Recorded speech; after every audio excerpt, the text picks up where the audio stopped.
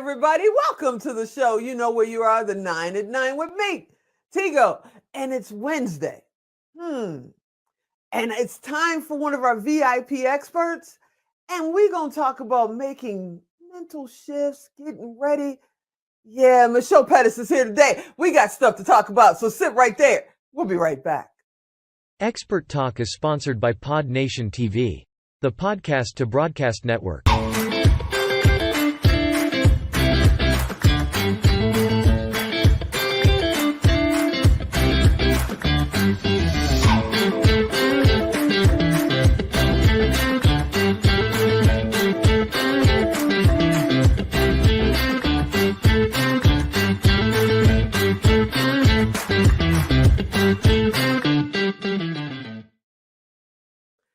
All right, like I said, we're going to talk about mental shift because it's March. My mother used to tell me, in like a lion, out like a lamb. That's what March is all about. In Las Vegas, it's a little easier. In Chicago, you were talking about feet of snow and trying to just stay warm and maybe getting to your mailbox. Let's talk about your mental shift to get ready for spring. Michelle, are you out there? I'm here. Oh, yes, ma'am. I have to tell you, I never say it. I love your hair. That is just like becoming your brand. You know, I see that and I'm like, that's Michelle. I know that's her. Well, you know what? This hair is intentional. That's the word we use right now, right? It's intentional because it helps me stay focused on this journey. Is about all the head work that we need to do. And it helps other people as they're looking at me be focused on the fact that it's about making the mental shifts that we need to make to get the body that we love. All right, that's a segue to go into what this segment is about, making the mental shift. Now, are we talking about the mental shift at work? Are we talking about the mental shift in relationship? Are we talking about the mental shift when we get ready to go to the grocery store, when we pick up the ice cream or the bread or the vegetables or the fruit? What kind of mental shift are we talking about today? Yeah, you nailed it. Yeah, we're talking about the mental shifts that we have to make to manage food in a better way. And I say that because Teresa, you know the story. You know that I have gained and lost over 700 pounds in my lifetime. I used to be morbidly obese and a yo-yo dieter and a food addict. And the peace and the power that I gained over food came when I changed my fundamental beliefs about the purpose of food, when I made what I call the mental shift. Yeah, they say, change your mind, change your life. So talk to me. How do you do this? Because we had a good conversation in January, we talked about what people think. Then in February, you came in and checked me and took me to church about relationships and loving yourself. I'm in a whole nother good place right now. So now we're in March and we're going to talk about mental shift. But how? How do you change your mind to change your life? Here. Yeah, change your mind, change your body, change your life. That change it starts here first. And I'm going to tell you a quick story. And this story is the first story in my book. It's the introduction in my book, Leaving Larger Stories of a Food Addict. Okay. Years ago, I grew up on a farm. I grew up in Texas, in the country. And years ago, I was on my uncle's farm. And barbecue cookout, we were having watermelon. Black people and watermelon on the farm, of course, who knew? But we were having this watermelon. And I said to my uncle, and my uncle was around 75 at the time. I'm like, Billy, you want some of this watermelon? And my uncle said, no, I don't eat watermelon. Now, understand, Teresa, my uncle said, no, I don't eat watermelon. He didn't say I don't like it. He didn't say I don't want it. He said, I don't eat it. Yes. And I said, and this was like 25 years ago. I didn't even know that I would write a book or be telling this story today. But he said that. I'm like, well, what does that mean? You don't want it right now? You want some later? You don't like the taste of what? And he just said, I don't eat it. I don't eat watermelon. And I kept pestering him for him to tell me why. Right. And he told me why. And this is we need to get our head wrapped around. He told me why.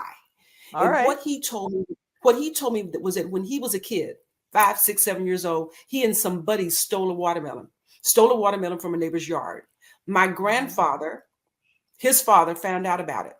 Two things about my grandfather, Teresa. My grandfather was a railroad worker and my grandfather was a church trustee. Uh-oh. Those are two things that a 6-year-old that just stole a watermelon, they don't want to meet that day. Yeah. You don't want to, So you don't want that day. You don't want that heat. That's what that's what my grandson would say. You don't want yes, that heat. yeah. Well, he got it. He got it that day. So when my grandfather found out that he had stolen this watermelon, he beat my uncle within an inch of his life. Oh my goodness.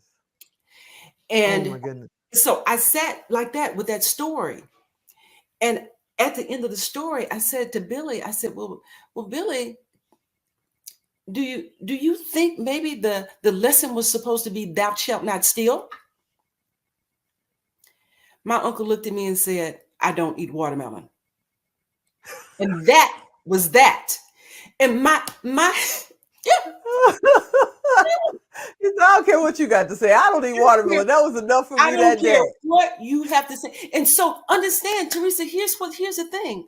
My grandfather literally beat the taste out of his mouth. Oh He my goodness. and so he was 75 years old. My grandfather had been dead for 20 years at least, and he still was not eating watermelon because his experience around that food was too painful. From Yes. he was 75 years old. That happened when he was 5 years old. He still felt that.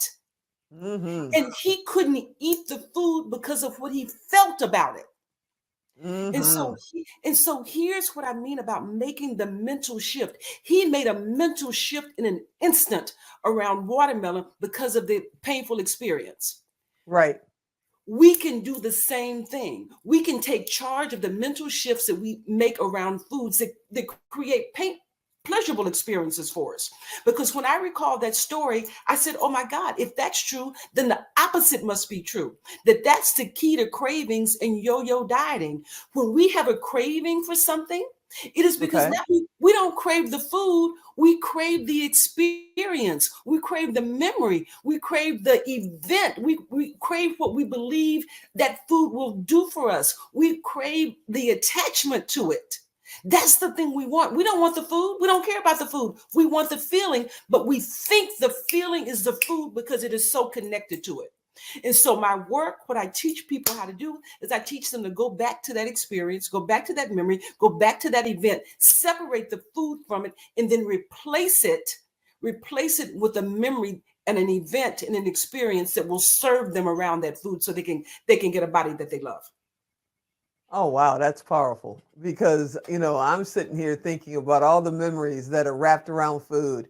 When we had family reunions, when when my dad blew up the crock pot, not the crock, the pressure cooker. When I was a Yeah. little kid, we had greens everywhere. That I'm sitting here going down memory lane and thinking that how much power, because the minute you pick up some grains or you pick up a rib, you remember that memory that makes you feel so warm and fuzzy inside. Right. But it's Right. not the food that makes the memory, it's the memory, and you can keep the memory, but you don't have to keep eating that kind of food. And I Right. never got that until right now, right this second. So I just had my own mental shift. That's Yes. amazing. That's Yeah. amazing because Yes. people, I mean, we just, you go through holiday seasons. It's like Easter's coming up pretty soon. Some people are Mhm. going to be doing hams. People got tradition, blah, blah, blah. Mhm. And it really has nothing to do with the food at all. It has to Mhm. do with the It doesn't. family. It doesn't. You're Right. you're amazing. So Yes. before this man cuts us off again, see, there's that 1 minute warning. Before he cuts us off again, will you please tell everybody how do they find you? What services you offer, and where do they get that free chapter of the first chapter of your book? Yes. Yes. Yes. Well, which we call the watermelon story. Oh, okay. It's at leavinglarge.com, www.leavinglarge.com. That's my website. You can download a free chapter or you can buy the book. You can buy the book there, Leaving Large, The Stories of a Food Addict. It includes that story, the watermelon story, plus 22 other stories that allowed me to make a shift, break the pattern in my eating so that I could the food story allows you to break the pattern so you can start replacing it with more powerful, more important stories that serve you and get you to a body that you love. You're amazing. I love you. You're amazing. And I literally, no kidding, just had a mental shift here. It's going to change my life. I want to thank you. If you guys are driving or you didn't get to write that website down, go to tigodirect.com. Michelle's there. Click. You'll be directly connected to her. We're going to try to get her to come back on later in the year and check on us and make sure we're on the right path. Michelle, you are the best.